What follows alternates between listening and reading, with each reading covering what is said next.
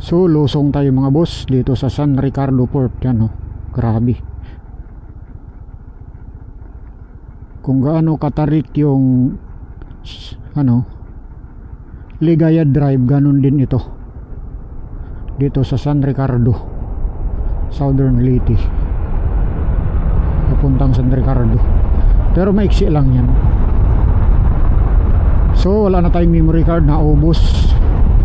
Siguro titigil muna ako dyan sa baba, mag-delete ako ng ano, ibang video para ma-record pa natin pagdating doon sa San Ricardo Port. So 14 minutes na lang marating na natin ang San Ricardo.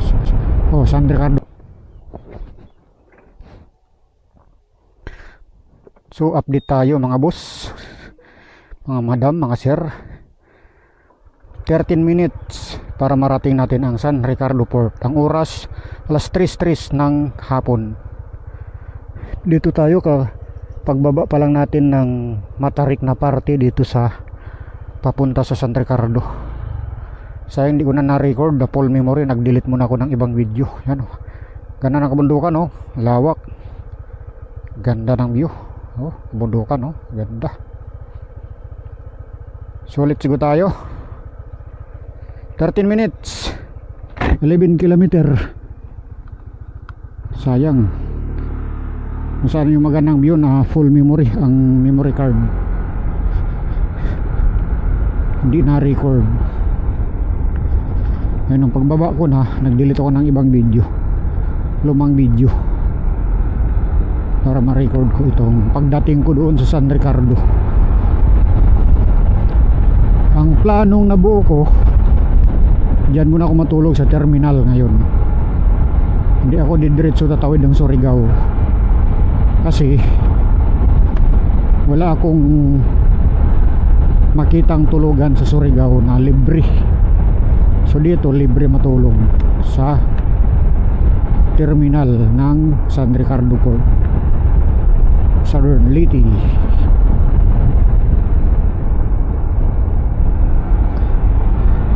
So meron tayong na bakante, 1 hour ang bakante natin recording time.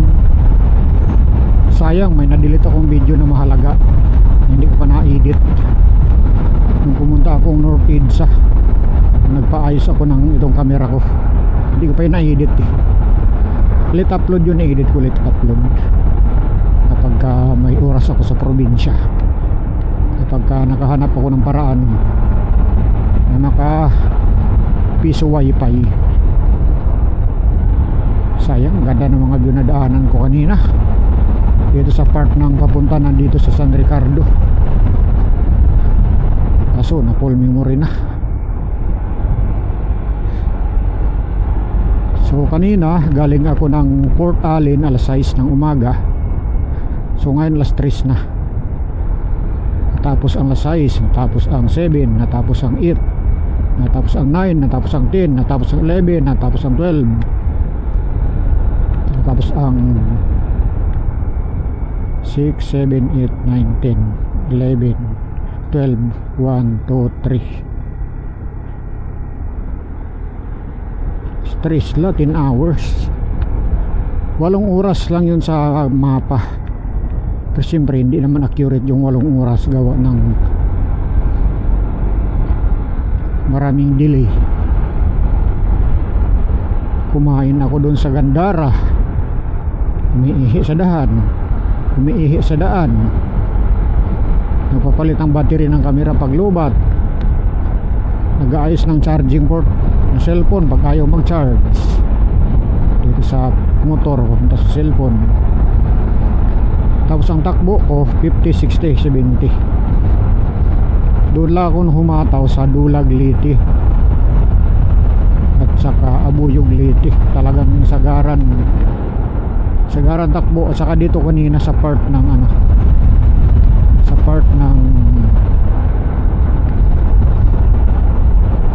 ito merong gas station, kaso marami pa tayong gasolina. Ay, kalahati na pala, nakakalahati din pala galing yung kauna-unahan pagas natin sa Visayas. Sa buong Bisaya, sa isang beses lang tayo nagpapagas. 710.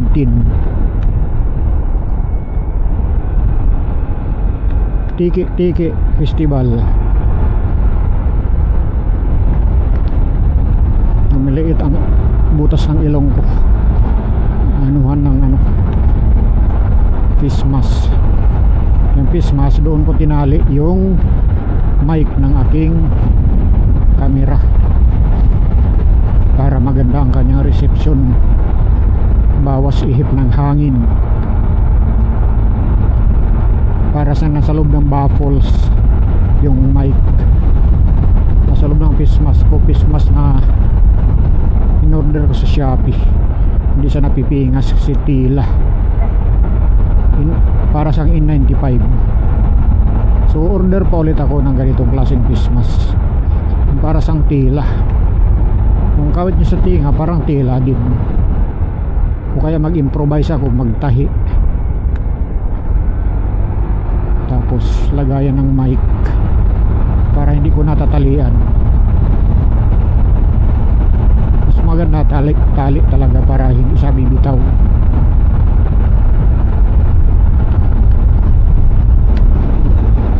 So nagutom na tayo, wala pa tayong tanghalian.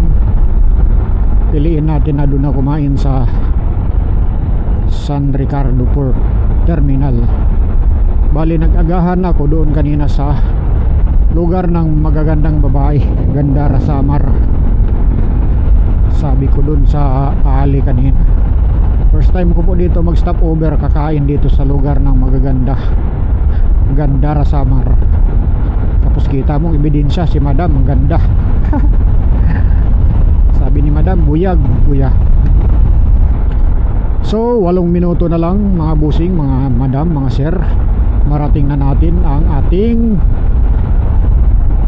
pangalawang target destination, ang San Ricardo Port, Southern Leyte. Pinakamagandang kalsada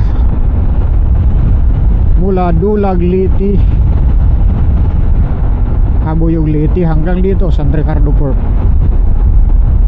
Kung mayroong mang sira, 3% lang. Pero doon sa ano, Samar kanina, alam mo yung isang oras or 2 oras mo bakbakin ang mahaba yun, 1 to 2 hours mo bakbakin. Basta paglagpas mo konti ng San Juanico Bridge, kung galing ka sa Visayas o Mindanao, pupunta ka Maynila, mga 30 minutes, 20 to 30 minutes mag-umpisa ng iyong kalbaryo. Hanggang 1 oras hanggang 2 oras mo bakbakin ang kalbaryong kalsada sa Samar. Kala ko may nagbago na pero meron din nagbago, kasi maraming party yung nakarang taon 1 way lang, may natapos na yung 1 way na semento na, mga sariwa pa. So good job, kahit paano nabawasan yung sobrang haba. Dati-rati halos buong haba sira. Ngayon medyo ano siya, medyo bawas. Hindi na mas ang ano na ngayon, tumalo sa Samar, Bicol, sa Calawag. Kasi dati walang makakatalo sa Samar. So unti-unti na natalo ng Samar ang Bicol region sa Quezon Province sa labanan ng sirang kalsada. Pero mahaba pa rin yun sa Samar, ay haba pa rin. Iwan ko lang yung mga bagong gawa, kung di ba substandard, kasi maputla eh. Ganyan ang palatandaan ko, kapag ang simento maputla, ano yun, yung substandard, malabnaw ang halo ng simento. Pagka simento, ano tingin mo, parang maitim-itim yun. Minsan talagang ano, pero siguro sa buhangin din siguro, meron kasi buhangin na puti. 5 minutes marating na natin ang terminal ng San Ricardo Port. Diretso muna tayo sa Pantalan, tingnan natin kung merong barko. tingnan muna natin kung mayroong barko, tapos sabay balik tayo doon sa terminal kasi doon ang kuhaan para lang makuha natin ang video. Grabe ng tama ng bull race ko, sobrang giwang-giwang na ng aking manibila pag nabitawan ng isang kamay. Pag dalawang kamay bitawan mo, baka sisimplang ka na nito. So kapag nagkapira ka sa probinsya, itong unang ipagawa ko, bull race. Dahil kinapos na ako sa budget kung ipaayos ko pang bull race bago umalis. Kayang kaya pa naman dalhin. Tama, layo na narating ko. 20,000 ang maintenance ang motor na to, pero ito nakarating dito. Ang napaayos ko lang, cleaning lang, tsaka palit ng belt, yan lang. Air filter medyo maitim na, sabi ko kaya pa yan. Hindi naman yan kako ang nagdala ng takbo niya, pang salo lang alikabok yan eh. December rin nagtitipid tayo, kapos ang budget. So tumaas tuloy ang aking maintenance, imbis 20,000 tumaas. Ito, magpa-change oil pa ako, lumitaw na ang change oil na. Natin ng hindi ko napansin, vehicle pa lang nag-change oil na siya, lumitaw na indicator ng change oil. Baka doon pa lang sa Sorsogon lumitaw na eh. Siguro i-review ko sa camera, makita sa camera. Wow, review, sarap mamingwit. Oh, pag uwi ko sa probinsya ganyan, mamingwit ako. Dala-dala ko pamingwit ko nandito sa U-box ng motor ko. 3 minutes para marating natin ang San Ricardo Port.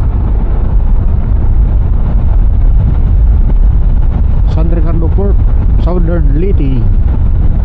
Solo rides Luzon to Mindanao, pang 4 times ni EDB makarating ng Mindanao. So dito na tayo sa kaduluduluhan ng Visayas. Kanina doon tayo sa kabilang dulo sa Port Allen. Ngayon dito naman tayo sa kabilang dulo, sa south. Kasi doon sa Port Allen north doon eh, dito south. From north and south narating na natin. Tama ang target natin, 3 PM. Yung kanina ang kwintada ko, mga 3 PM darating ako dito sa San Ricardo Port, Southern Leyte. Plus 3:15, 2 minutes marating na natin ang San Ricardo Port. Konting kimbot na lang, nandyan yung terminal, pero diretso ako sa Pantalan para mabidyuhan ko lang yung daungan ng barko. Rough road yun eh, hindi pa totally naayos yan, yung daungan dyan, kasi nasira yan ng bagyo nung lumipas na ilang taon na lumipas.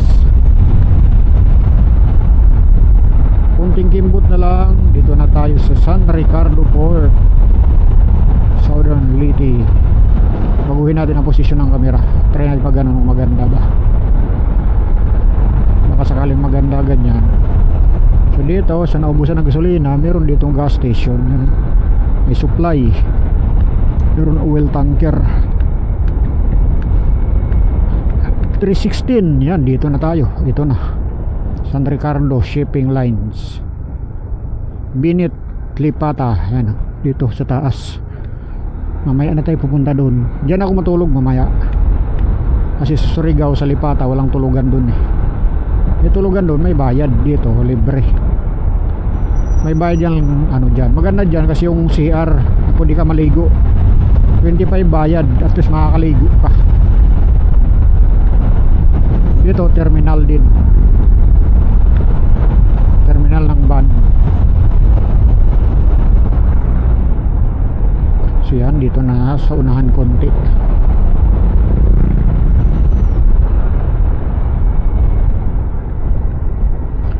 Ito ang pinaka-original na Pantalan, ito dito banda. Ay, meron Santa Clara. Bakit dyan lumaong? Naayos na kaya? Parang dyan lumaong, naayos na siguro ah. May lumaong, pero dito yung mga kotse. May lumaong doon Santa Clara. So yan dito. Kuha lang natin ang video, di man tayo sasakay. Kuha natin ang video. Mag vlog lang tayo. So yan. Ayun, okay na pala.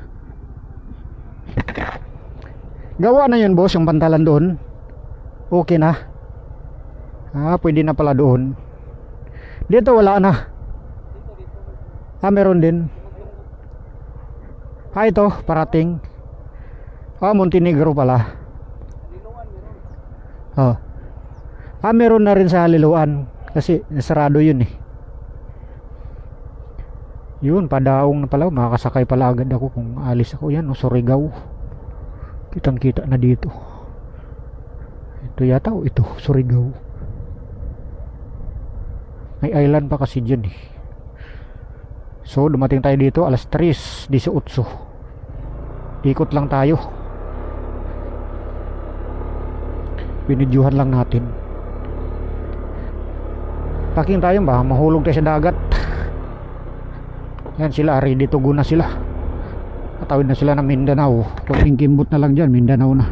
1 oras. So masagasaan ka.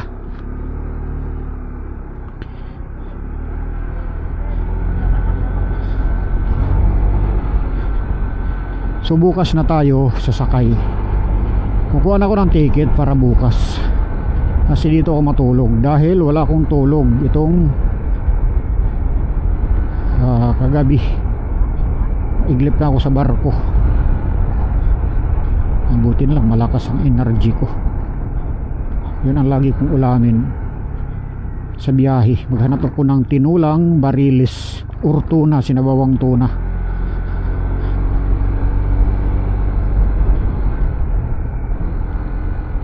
Dahil hindi ka antukin sa biyahe. Tsaka sanay na ako. Pag unang-una first time mo magbiyahe talagang antukin ka.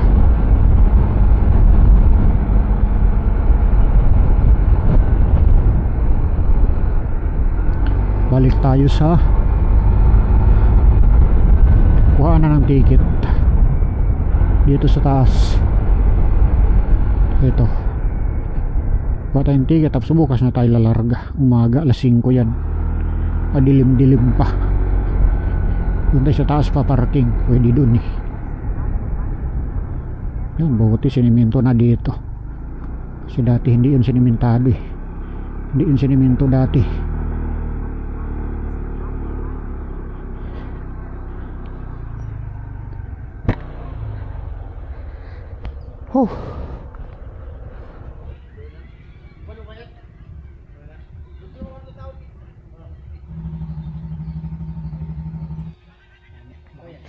Baka maiwan ako. Bukas na sana ako eh. Kasi libre matulog dito eh. Surigao may bayad. Magkano ang bayad sa Surigao? Depende sa hotel. Mahal na hotel, libre, agpas libo. Si boss, tayo muna ako dun sa baba.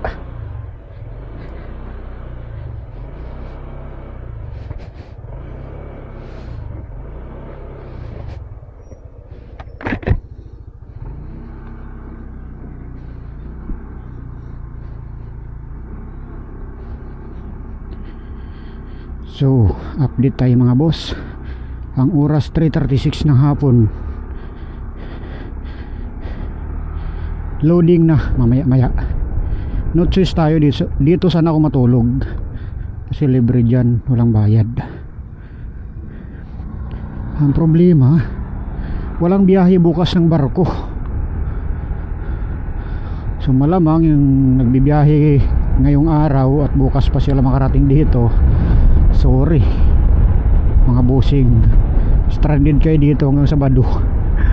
Walang barko sa Biyernes Santo kasi bukas eh. O yung kainan pala, sana may kainan dito. Obligado sasakay tayo agad. Bahala na, maghanap na lang tayo ng matuluyan sa Lipata, Surigao. So, tapos na tayo kumain. Mabilisan kain. Baka maiwan tayo sa barko. Loading na. Kanina nandun, padaong na kanina nung tumuloy ako doon. No choice tayo, sasakay agad tayo kasi bukas walang biyahe. Itatambay tayo dito ng isang araw, Biyernes Santo pa. Walang tao-tao, mag-uwian yan sila sa mga bahay nila. Ay mahirap na, tatambay tayo mag-isa. So sakay na lang tayo. Doon lang tayo maghanap ng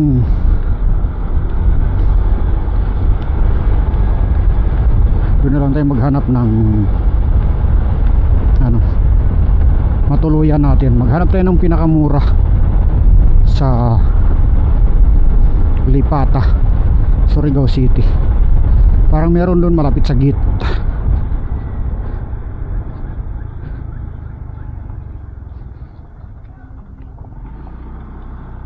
Ayun na, nasakay na yung iba.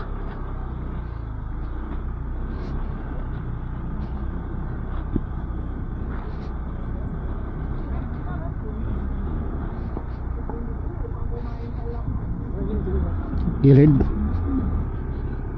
Alas 4:40. Ay, alas 4:10 pala. So, pasok na tayo. San Ricardo Port, tawid ng Lipata Port, Surigao City. Huling tawid dagat.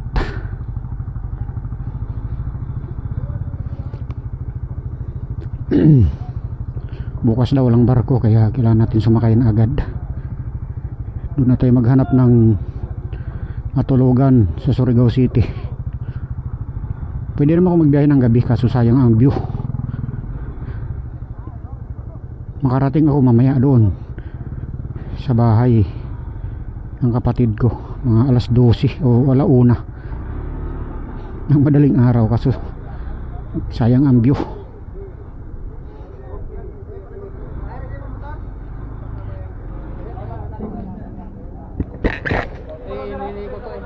Gaganon ako.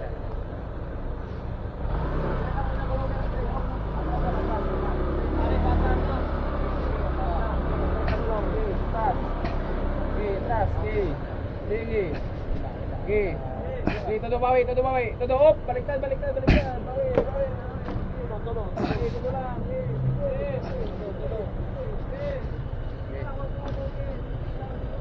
Didikit mo sa gilid sir, Ito mo na. Tapi kami lang sir. Yan. Dito ko lang.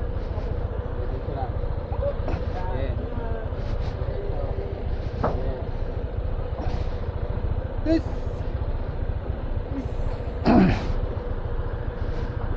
Center na center.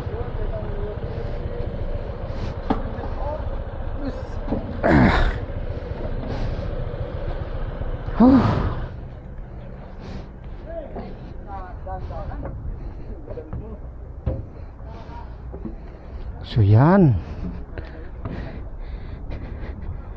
sakay na tayo. Wow, dagat. Panalo, Kiko. Wow, dagat.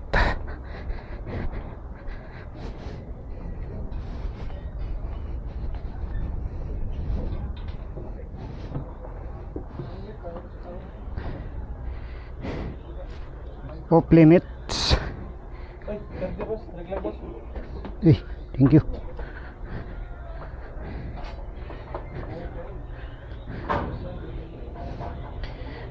Mainit.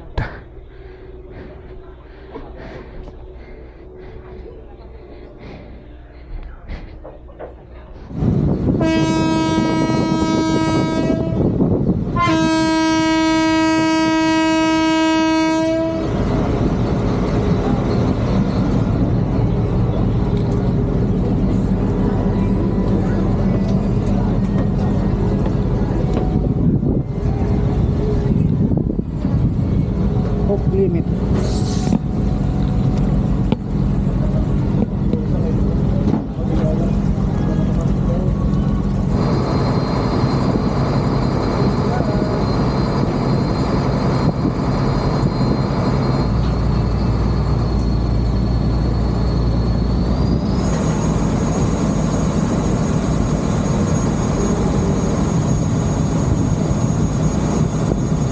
Yan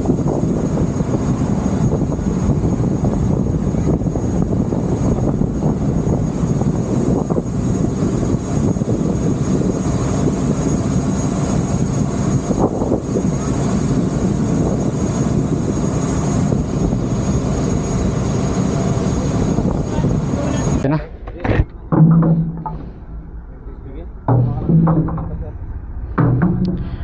So let's go.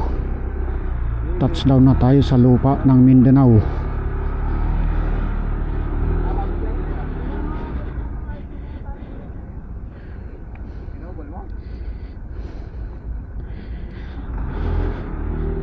Sa wakas, dito na ulit tayo. Welcome home na tayo.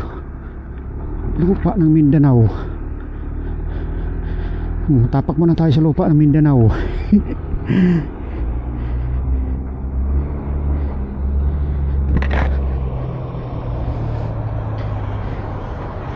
So saan ang exit?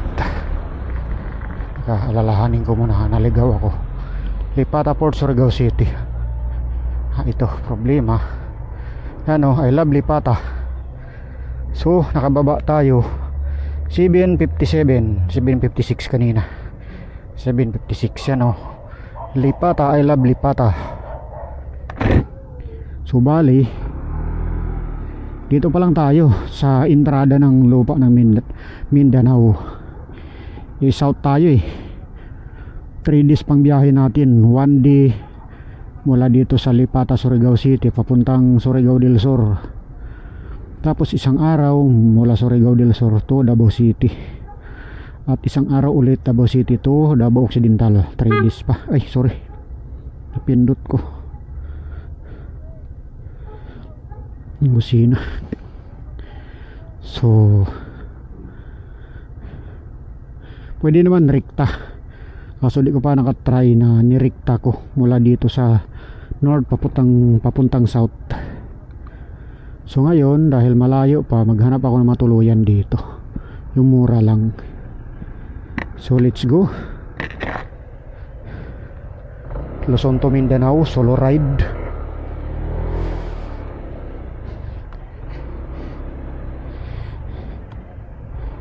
Meron pang ibigay dito sa guard.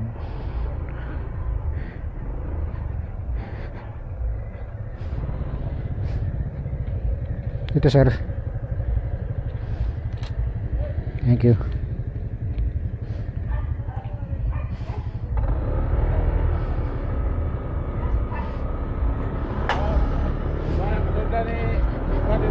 Boss, pwede magtanong, meron dito yung pwedeng matuluyan na mumura lang?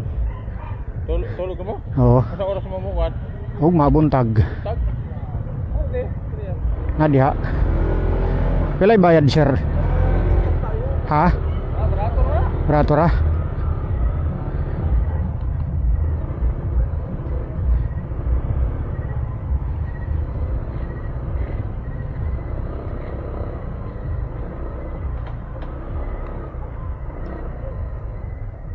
Masaya sir.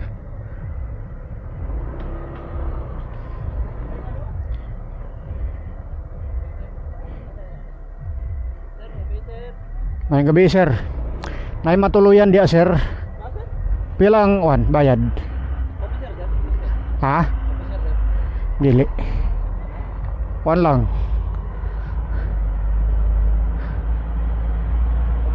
Ordinary passenger. Pangkaraniwan pasahero lang. Pila may bayad sir? 150 overnight. Saan pwede magparking? Pwede isda sulod?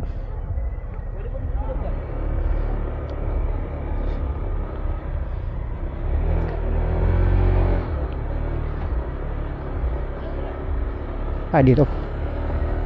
Yun.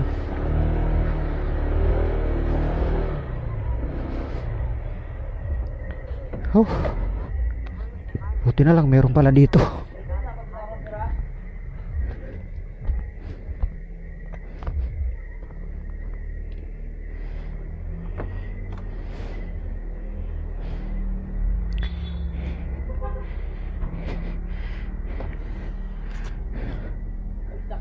Oh, walang isa. Layo pang biyahe na ako. Wala pa ko'y tulog, gikan og kuan matnog. Higil lang sa barko. Buti meron tulugan dito, no? Sir, transact sir. Transient. Maganda. Okay. Kasi nang hinahanap ng mga biyaheros. Okay. Anong ano ka sir? Anong division ka sir? Di, ordinary lang ako. Ordinaryong passenger. Ordinaryong citizen. Bawal ba pagka ano, hindi Sir. military? Pag walang officer sir, pwede sir. Ha? Pag walang officer, Ha. okay na. Dapat mga officer lang, pero kung wala sila, pwede yung ordinaryong Pwede citizen. naman yung ano sir, mga ano, Mga civilian. civilian employer sir. Kasi ano naman bukas, Bernie Santo, no? Ting bakasyon siguro. Sir, kasi ano, mahirap din pag ano sir, kasi Hmm. yung mga nagbibiyahe na ano, civilian. Oh. Hirap din na ano, matulog siya sa mga motor nila, mga sasakyan nila. Kaya nga eh. Natry ko natulog sa tabi ng kalsada. Unang-unang uwi ko. Nung nasa Luzon ako sir, naranasan ko rin matulog sa kalsada nung ano, nasa batalyon ako sir. Dati. Ako 2 times sa gas station. Laging gas station. Di na kaya, sobrang antok na. Kulang ng pera pambayad sa check-inan sa hotel. Mahal eh, libo. Isa nga sir nung ano, nung nasa batalyon ako sir, natulugan ko yung Manuel ng Manuel sir. Pumasok ko doon sa karindar niya sir. Kaya mahirap din sir pag ano. Kaya nga eh. Kailangan matulog sir. Sir, bali hintayin na lang po. Sige lang. Salamat sir.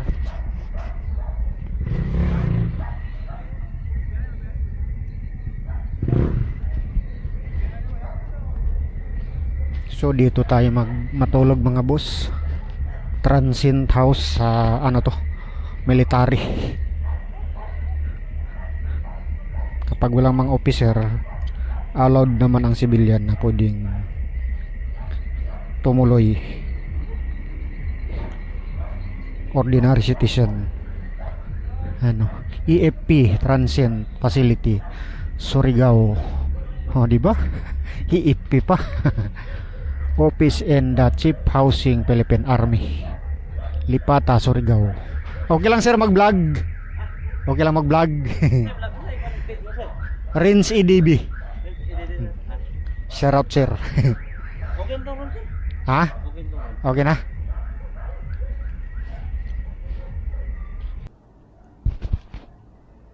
So yan, dito tayo matulog.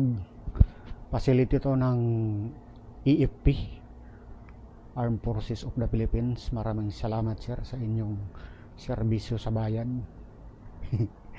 Pinapatuloy tayo dito. Transient. Kapag walang officer, pwedeng ordinary citizen. Pwede siguro dito iba. Ako dito.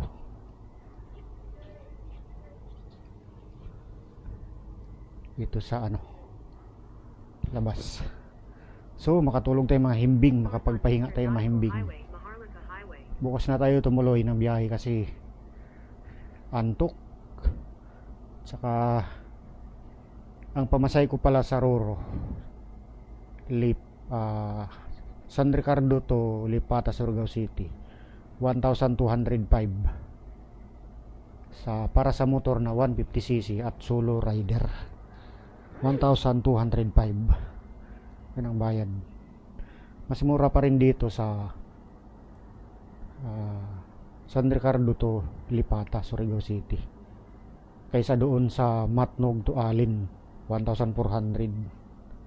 Ang laki ng tinaas doon, doble. So stop recording muna tayo. Lalabas muna ako kakain kasi gutom na ako, inaantok.